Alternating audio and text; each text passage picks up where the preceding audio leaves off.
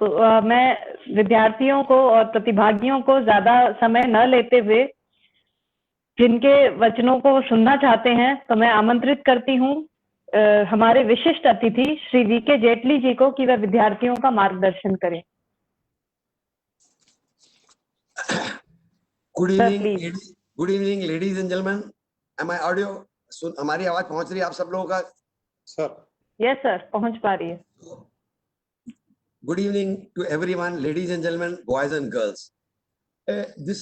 ये मेरा बहुत बड़ा सौभाग्य है कि मुझे आज बीकानेर टेक्निकल यूनिवर्सिटी और प्रोफेसर एच.डी. चारण साहब ने निमंत्रण दिया और मुझे बोलने का मौका दिया।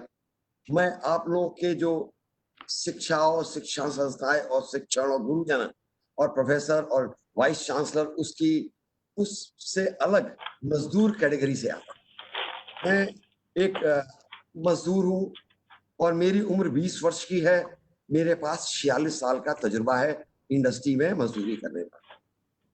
मैं सबसे पहले बीकानेर टेक्निकल यूनिवर्सिटी के सभी लोगों को और स्पेशली प्रोफेसर एच.डी. चारण साहब को बहुत बहुत धन्यवाद देता हूँ, बहुत बहुत शुभकामनाएं देता हूँ कि आपने एक आनंद उत्सव, जिसको आप नेशनल ई कार्निवल का नाम बोल रहे हैं, ये आनंद उत्सव आपने 25 जून से लेकर के 31 जुलाई तक के लिए मनाया है। मैं समझता हूँ विश्व के अंदर में आप ये बीकानेर टेक्निकल यूनिवर्सिटी ही होगी जो एक इतना बड़ा कार्यक्रम इतने समय के लिए बच्चों के लिए, टीचर्स के लिए, प्रोफेसर्स के लिए, रीडर्स के लिए और future engineer and future managers के लिए आप ये कार्यक्रम को कर रहे हैं। आपको बहुत बहुत शुभकामनाएं, बहुत बहुत बधाई। एक नेक कार्य करने के लिए सच्चे दिल से आपका अभिनंदन चारण साहब, और आपकी पूरी टीम का बहुत बहुत धन्यवाद कि आपने मुझे मौका दिया।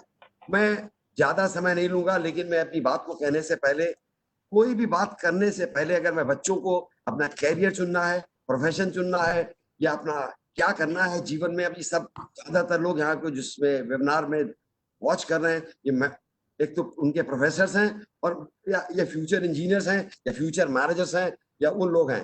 तो कोई भी चीज अपना आप कोई डिसीजन लेने से पहले, जो मैं मैनेजमेंट का विद्यार्थी होने के नाते, हम सब लोग एक चीज को समझते हैं, what are the drivers of change.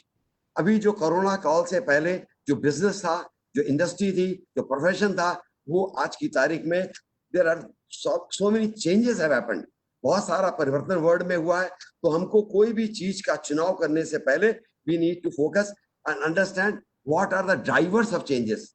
सो मेरे हिसाब से आज की तारीख में there are 5 drivers of changes जो पिछले 6 महीने के अंदर में हमारे आने वाले पूरे 100 वर्षों को पूर्ण रूप से निर्धारित करेंगे। तो हम सब लोग बच्चों को ये जरूर समझना चाहिए कि जो आज से 6 महीने पहले होता था, लेकिन अब जो बिजनेस होगा, जो इंडस्ट्री होगी, जो प्रोफेशन होगा, जो जॉब होगी, वो डिफरेंट लेवल पर होगी, डिफरेंट रिक्वायरमेंट के साथ होगी। तो मैं वो 5 ड्राइवर्स ऑफ चेंज की बात करता हूँ।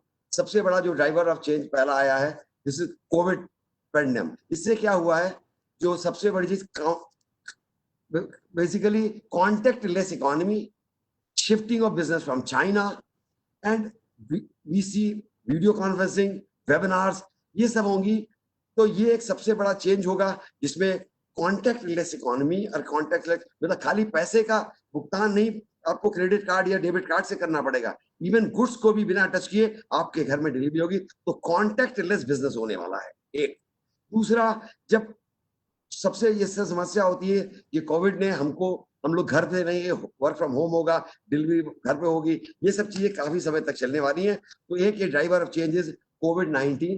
दूसरा जो पिछले 1 साल के अंदर डेवलप हुआ है, डी ग्लोबलाइजेशन। सो फार हम लोग मैनेजमेंट के विद्यार्थी होने के नाते हमने बच्चों को पढ़ाया था कि ग्लोबलाइजेशन है 19वीं शताब्दी से शुरू होता है, 1990 से। अभी हम ग्लोबलाइजेशन है पिछले 6-8 महीनों के अंदर में या 1.5 साल से लोगों ने ये सोचा है कि हम डी ग्लोबलाइजेशन के जो नुकसान हुए, लोकल इंडस्ट्रीज जो हैं वो कम हो गई, लोगों को जहां से भी सस्ता माल मिलता रहा वो वहां से इंपोर्ट करता रहा। उसका सबसे बड़ा नतीजा बच्चों आप लोग समझे, अमेरिका को चाइना से इंपोर्ट बैन करने के लिए एंटी डंपिंग ड्यूटी और रिस्ट्रिक्शंस लगाने पड़े। इसका मतलब, एंड धीरे धीरे करके भारत में भी हम लोगों ने आत्मनिर्भर भारत की बात कर रहे हैं। इसका मतलब entire world is now heading for deglobalization. This is the second driver of change. Third driver of change जो अभी हम लोग देख रहे हैं, national security. जैसे इंडिया चाइना बॉर्डर पे टेंशन है, इंडिया नेपाल इश्यूज हैं, इंडिया पाकिस्तान इश्यूज पुराने हैं, तो national security will also be one of the factor जो हमारे लाइफ को इन्फ्लुएंस करेगा, and this is also a driver of change. Next driver of change इस अभी अमेरिका में और यूरोप में शुरू हो गया, ब्लैक लाइफ मैटर्स। मीन्स ये भी एक अपने आप में एक, जैसे अभी फेयर एंड लवली जो क्रीम बनाते हैं, उन्होंने एड में फेयर वर्ड को हटाने का निर्णय लिया है। इस तरीके से जो चीजें हैं, तो ये भी एक ड्राइवर ऑफ चेंज है। और सबसे इंपॉर्टेंट जो ड्राइवर ऑफ चेंज जो आज की तारीख में हम लोग समझ रहे हैं, ये है skilled man power and migrant labour. ये 5 ड्राइवर ऑफ चेंज होंगे। आज वर्ल्ड यूथ स्किल डे है। मैं अभी सभी बच्चों को वर्ल्ड स्किल यूथ डे की बहुत बहुत शुभकामनाएं देता हूं और अपनी बात प्रारंभ करता हूं। आप सब इंजीनियर, MBA, M.Tech, B.Tech जो भी करने के बाद में अपना प्रोफेशन चुनने जाएंगे। बच्चों, मुझे जब मैं 10th का एग्जाम दे रहा था 1969 के अंदर में, तो एक कवि हुए हैं जो करीब 1540 में हुए थे। उनका नाम था मलिक मोहम्मद जायसी। उन्होंने 2 पंक्तियों में बताया था कि प्रोफेशन का चुनाव कैसे करना चाहिए। उन्होंने बताया था 2 शब्द, 2 लाइनों में, उत्तम खेती मध्यम मान, निशी चाकरी भीख निदान। इसका मतलब होता है, अगर हम अंग्रेजी में समझे, गुड बेटर बेस्ट। उस पीरियड में 1540 में बेस्ट वर्क जो बोला जाता था, उत्तम खेती। उत्तम मतलब बेस्ट होता है कि अपना प्रोफेशन हो, आपका अपना व्यवसाय हो, आप खुद अपना व्यवसाय करें। तो उस समय क्योंकि भारत 15वीं शताब्दी में एक कृषि प्रधान देश होता था, उन्होंने कहा था उत्तम खेती सबसे बढ़िया प्रोफेशन है, जो है उत्तम खेती, आपका अपना काम होना चाहिए। सेकंड, मध्यम बान। अगर आप अपना प्रोफेशन नहीं कर सकते, अपनी चीज नहीं, इंडस्ट्री शुरू कर सकते, अपना बिजनेस नहीं शुरू कर सकते, तो बेटर क्या था, बान मतलब बढ़ियागिरी, कि किसी दूसरे का माल लेके बेचना। ये मलिक मोहम्मद जायसी ने 1540 में लिखा था, सबसे बढ़िया काम है कि अपना प्रोफेशन अपना रखे, खुद अपना मालिक हो। दूसरा, अगर वो नहीं कर सकते तो ट्रेडिंग का काम करें। फिर उनके दूसरी लाइन थी, निशी चाकरी भीख निदान। भीख मांगना सबसे बड़ा प्रोफेशन है। निशी चाकरी, किसी दूसरे की नौकरी करना, भीख मांगने से जरा सा ऊपर है। ये मैं एक प्रोफेशन, एक 46 साल भीख मांगने के बाद में इस नतीजे में पहुंचा हूं कि भीख मांगना, किसी की नौकरी करना, भीख मांगने से थोड़ा सा ऊपर है। प्यारे बच्चों, मैं आपको एक यही कहूंगा कि एम्प्लॉय मत बनिए, एम्प्लॉयर बने। कोशिश करें, how do you become an employer instead of looking for a job and looking. दूसरों को एम्प्लॉयमेंट देने की भी क्षमता अपने आप में पैदा करें। तो सबसे इंपॉर्टेंट चीज है, अब जब आप प्रोफेशन चुने तो इस मिस्टर मलिक मोहम्मद जायसी के इन 2 पंक्तियों को जरूर याद रखें, उत्तम खेती मध्यम मान, निशी चाकरी। जब आपने प्रोफेशन चुन लिया इसके बेसिस पर, तो मोस्ट इंपॉर्टेंट चीज होती है, उस प्रोफेशन में जाने से पहले एक, जो MBA के स्टूडेंट है या MBA के प्रोफेसर सही है, वो जानते हैं, MBA के अंदर में पहला सब्जेक्ट पढ़ाया जाता है स्वॉट एनालिसिस। तो जो भी व्यक्ति हो, जो भी कार्य करना चाहे, अपनी स्वॉट एनालिसिस, स्वॉट जो इंजीनियर्स हैं उनको शायद नहीं पता होगा, SWOT 4 वर्ड होते, strength, weaknesses, opportunities and threats. मतलब आप लोगों को, जो भी व्यक्ति जो चीजों का चुनाव करे, उसमें अपनी स्ट्रेंथ को देखे, उसकी अपनी वीकनेसेस को देखे। अपॉर्चुनिटी क्या है, opportunity based on drivers of change, and threat क्या है, वो भी based on drivers of change. तो स्वॉट एनालिसिस करने के बाद में आप अपने कार्य को, अपने बिजनेस को, अपने प्रोफेशन को चुन सकते हैं। मैं एक कहानी, छोटी सी कहानी के माध्यम से एक चीज समझाना चाहूंगा बच्चों को, क्योंकि ज्यादा हिंदी इंग्लिश बोलने से बच्चे सो जाते हैं और नींद में आती है। तो उनको थोड़ी सी चीज रोचक बनाने के लिए, बच्चों क्या होता है, जैसे कोविड का पीरियड है, कोविड-19, हम सब पूरा वर्ल्ड 770 करोड़ लोगों की आबादी पूरे वर्ल्ड की घर के अंदर है। जब सब आदमी घर के अंदर थे, तो हर जंगलों में सारे जानवर फ्री घूम रहे थे।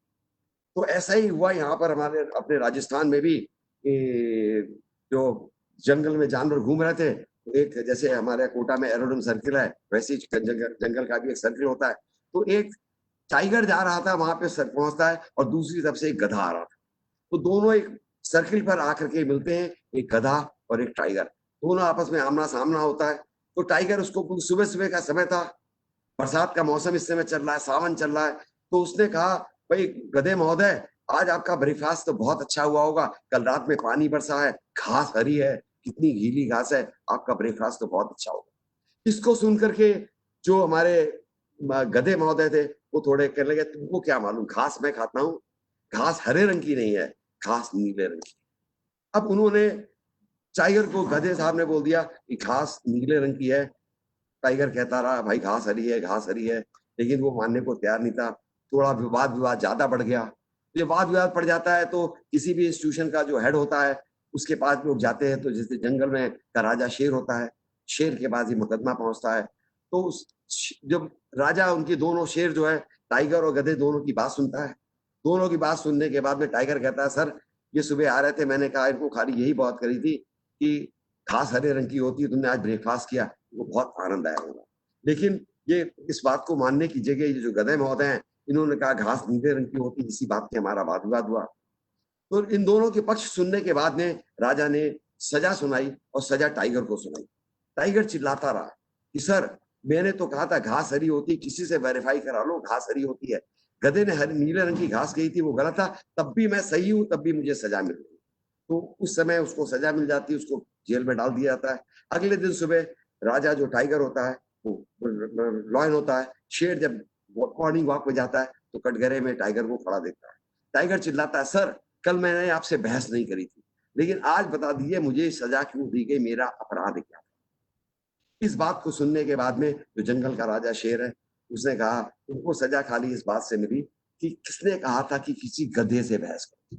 प्यारे बच्चों, मैं आपको एक चीज जरूर कहना चाहूंगा, जीवन में जो भी प्रोफेशन चुनना, जो भी चीजें चुनना, कभी भी जीवन में नकारात्मक सोच के लोग या जो आपको निगेटिव विचारधारा में ले जाते हैं या आपको डिरेल करने की कोशिश करते हैं, उनसे दूरी बनाकर रखें। हमेशा पॉजिटिव विचारधारा में रहें और पूरे अगर पॉजिटिव विचारधारा से रहेंगे तो आप हर मुसीबत में भी अपॉर्चुनिटी ढूंढोगे, हर समस्या में उसका सोल्यूशन ढूंढोगे, हर नई चीज में नया खोजने का प्रयास करोगे। तो बच्चों आप लोगों को बहुत ही आनंद आएगा अगर आप किसी घास को हमेशा किसी वो उन लोगों से जो बहस करते हो और घास को नीली बोलते हो उनसे हमेशा अपने आप को दूरी बना के रखे। ये सबसे इंपॉर्टेंट चीज है। पॉजिटिव विचारधारा, चाहे बिजनेस करे, प्रोफेशन करे, जॉब करे, अपना धंधा करे, कुछ भी काम करे, सेवा करे, जो भी काम करेंगे उसमें पॉजिटिव विचारधारा बच्चों जीवन के अंदर में लाइफ लॉन्ग जानी पड़ेगी, उसके बिना कुछ कार्य नहीं करता। दूसरी बात मैं बताना चाहूंगा, जब कोविड-19 आया तो इसने हमको एक चीजों को बदल दिया। अब इंडस्ट्री में दोनों चीजों को मैं क्लब करूंगा, माइग्रेट लेबर, स्किल्ड लेबर और कोविड-19 की जो लेस मैन पावर होने के नाते अब एरा आ गया इनोवेशन एंड क्रिएटिविटी का। Innovation and creativity means her industry जो देखेगी ऑटोमेशन एंड आर्टिफिशियल इंटेलिजेंस पर बात करें, मींस हर चीज को किससे कम आदमियों से ऑटोमेशन कर सकते हैं और ऑटोमेशन विद आर्टिफिशियल इंटेलिजेंस, इस पर बात करेंगे। और आप लोग सोचोगे ये तो खाली बोलने की बात है, मैं इसको भी एक घटना के माध्यम से आप लोगों को समझने का प्रयास करूंगा। जैसे आप इंजीनियरिंग कर रहे हो, आप एमबीए कर रहे हो, जब आप कोर्स करके जाओगे तो आपके पिताजी होंगे या आपके जो घर का बुजुर्ग होगा या मुखिया होगा वो आपसे जरूर पूछेगा। इसी तरीके से एक बच्चा है अपनी इंजीनियरिंग कर करके और अपना उसके बाद स्पेशलाइजेशन इन मार्केटिंग करके जाता है, घर पे जाता है, मैं एग्जाम कर दे के आ गया, मुझे डिग्री मिल गई। उसके पिताजी इसको बोलते हैं ठीक है 7 दिन तुम आराम कर लो और उसके बाद अगले मंडे को मेरे पास आना। मंडे को अपने उसके फादर के पास जाता है, 7 दिन बाद वो अपनी एक टी शर्ट निकालते हैं, जिसकी वैल्यू 100 रुपए की होती है। अपने उस बच्चे को जिसने इंजीनियरिंग प्लस एमबीए किया था उस टी शर्ट को देते हैं कि बेटा ये 100 रुपए की टी शर्ट है, इसको can you sell for 1000 rupees. अब वो बच्चा जिसने इंजीनियरिंग और एमबीए किया था वो बीकानेर टेक्निकल यूनिवर्सिटी का ही रहा होगा, उसने ये नहीं सोचा कि 100 रुपए की टी शर्ट 1000 रुपए की कैसे कब बेच सकता हूं मैं। उसने ये नहीं कहा कि मैं नहीं हो सकता, उसने ही started thinking how to do it, how to do it and how to do it. उसके बाद उस निष्कर्ष पे पहुंचा, उसने टी शर्ट को वॉश किया, क्लीन किया, प्रेस किया और पॉलिथीन में पैक किया और जा करके वो घूमने लगा पूरे शहर के अंदर में। लेकिन उसको 6-7 घंटे मशक्कत करने के बाद में उसको एक ग्राहक मिला और उसने वो 100 रुपए की टी शर्ट 1000 की बेच दी, लेकिन उसको 8 घंटे लगे। जब वो घर पे गया अपने पिताजी को बताता है आपने मुझे टास्क दिया था 100 रुपए की पुरानी टी शर्ट 1000 रुपए में बेचने की, मैं आज बेच के आ गया और ये ले। तो फादर उसको उस बच्चा सोचता है पिताजी मेरे बहुत खुश होंगे। उनका ठीक है बेटा एक टास्क तुमने किया but you have taken lot of time. ये इतना समय का आज जमाना नहीं है जो इसके लिए आपको देखना पड़ेगा। फिर वो उसके बोलता है अच्छा अगले मंडे को तुम्हारा दूसरा टेस्ट होगा। सेकंड मंडे को उसके फादर के बच्चा आता है, वो एक और टी शर्ट निकालते हैं जो 100 रुपए की होती, वही पुरानी टी शर्ट होती। बोला पहले तुमको एक टी शर्ट मैंने दी थी 100 रुपए की, वो 1000 रुपए बेच रही थी, आज ये 100 रुपए की टी शर्ट है, can you sell for 10,000 rupees? क्या इस टी शर्ट को अब तुम 10,000 की बेच सकते हो? अब बच्चे को थोड़ा सा अनुभव हो गया था, उसने ये नहीं सोचा ये नहीं हो सकता। तो वो बच्चे ने फिर सोचा मैंने इंजीनियरिंग करी है और एमबीए किया है specialisation marketing, he started thinking how to do it, how to do it, how to do it. ये पॉजिटिव विचारधारा के साथ गया और उसने सोचा कैसे करें। उस टी शर्ट पे टॉम एंड जेरी का एक पोस्टर लगाता है, टी शर्ट की छत पर चेस्ट पर टॉम एंड जेरी का पोस्टर लगाता है। और अब की उसने आइडेंटिफाई किया मार्केट को और जाता है वो स्कूल जहां पर रईसों के बच्चे पढ़ते, वहां जाके खड़ा होता है और वो भी क्या स्कूल खत्म होने के टाइम पे, और टी शर्ट निकाल के दिखाता है this is the only T shirt which carries जो टॉम एंड जेरी का पोस्टर अपने यहाँ पर आगे उसके लगा हुआ है। तो सब बच्चे जाते होते हैं, बच्चे जिद करने लगते हैं अपने फादर से मैं लूंगा मुझे टी शर्ट चाहिए। एक बच्चा बहुत ज्यादा जिद करता है कि मैं तो जाऊंगा नहीं घर जब तक मुझे टी शर्ट नहीं मिलेगी। तो उसका फादर उस बच्चे से पूछता है भैया टी शर्ट बेटा कितने में दे रहे हो? बोला 10,000 रुपया। तो वो 10,000 में वो टी शर्ट बेच देता है। तो पहली बार उससे एक टी शर्ट 1,000 रुपए की बोली थी, तो एक 100 रुपए की टी शर्ट 1,000 में उसमें 8 घंटे लगे थे। दूसरी बार वही एक टी शर्ट 100 रुपए की 10,000 बेचते में उसको 2 घंटे लगे। कहानी यही नहीं खत्म होती, अब क्लाइमेक्स आता है। पिताजी कहते हैं तुम्हारा अंतिम टेस्ट होगा और अंतिम टेस्ट अगले मंडे को आना। और अगले मंडे की जगह उसने कहा अभी मंडे को तुम काम कर लेते हो, अब की अगले सैटरडे को आना। और सैटरडे को आना, सैटरडे को बच्चे को बुलाते, वो T shirt same T shirt निकालते, उसकी कीमत 100 रुपए। बोलते बेटा अभी तक मैंने तुमको एक 100 रुपए की टी शर्ट दी थी 1,000 में बेचने के लिए, दोबारा दी थी 100 रुपए की टी शर्ट 10,000 की बेचने के लिए, अब ये वही टी शर्ट है, can you sell for 1 lakh rupees? अब आप जितने बच्चे होंगे सोच रहे होंगे कि ये तो बुजुर्ग आदमी जो बोल रहे हैं जेठी साहब कोटा से, वो बिल्कुल ही पागल है, उनका दिमाग खराब है, ये तो कोई नहीं सकता। वो बच्चा ये नहीं सोचता ये नहीं हो सकता। वो बच्चा फिर सोचता है how to do it, how to do it. वो बैठता है पूरा देखता है, देखते देखते रोज न्यूज़पेपर पढ़ते पढ़ते वो एक न्यूज देखता है क्या शाम को एक थिएटर में एक इवेंट है। वो वहां पर बिना टिकट के जब पूरा शो खत्म होने लगता है तो किसी तरीके से रिक्वेस्ट करके गेट से इंटर करता है, इंटर करके आगे जाता है और आगे जाकर के जैसे ही शो समाप्त होता है तो वहां का जो मेल आर्टिस्ट होता है उसके पास जाता है, वो टी शर्ट देता है madam I want your autograph. और वो ऑटोग्राफ वो जो ले लेता है, वो ऑटोग्राफ लेता है आलिया भट्ट का, जो एक्ट्रेस है उनका फंक्शन था, आलिया भट्ट का ऑटोग्राफ लेता है और बाहर निकलता है गेट के बाहर भागते हुए और आके बोलता है only T shirt which has autograph of Alia Bhatt. इसको लोग पूछने बोलता है मिनिमम कीमत क्या है? बोलता है 1 लाख रुपया। लोग उसे बोली लगाने लगते हैं, लोग क्रेजी हो जाते हैं, कोई 1 लाख बोलता है, कोई 2 लाख बोलता है, कोई 3 लाख बोलता है। अल्टीमेटली आफ्टर 6 मतलब आधे घंटे के बाद वो टी शर्ट को 10 लाख रुपया में बेच देता है, जिसमें आलिया भट्ट का सिग्नेचर। बच्चों ये क्रिएटिविटी इनोवेशन है, ये थिंकिंग प्रोसेस है। कभी जीवन में ये नहीं सोचना ये नहीं हो सकता, ये सोचना how to do it, how to do it, how to do it.